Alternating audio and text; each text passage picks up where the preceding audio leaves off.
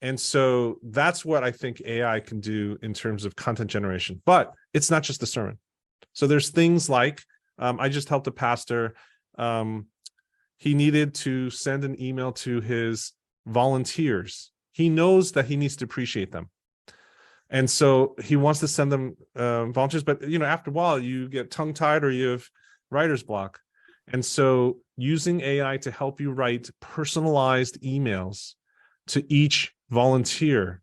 Imagine if you just had a routine that every week you're going to write a personal email to 5 different volunteers every single week, 50 weeks a year, right? That's 250 emails a year that you're going to have touch points with. And so what we did, we typed in what type of, the volunteer was in the parking team, and what's like 1-2 things that you caught that was good that you want to reinforce, right? So the person always is trying to train and mentor other volunteers without being asked, always comes in first and tries to set everything up. And on the weekends that he's not there, he actually tags someone else to come in first so that it's not part of the job description, but he's trying, right? So all those things, we put that into the AI.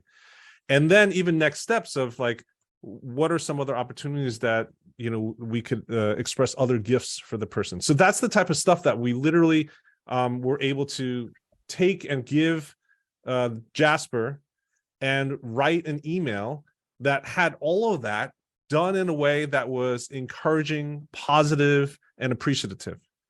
And then he was able to customize a little bit further and send it off, right? Yeah. That to me, I think, is something that it's not just any pastor, any church leader. Like I would argue every single person here listening to this conversation, you have the opportunity to write at least one note of appreciation to somebody in your orbit this week, somebody. And if you do it as a habit every single week, sometimes it gets tedious. Sometimes you're not in the mood, right? But AI can help you get those creative juices flowing, give you some brainstorming ideas, and really give you consistency in your intent.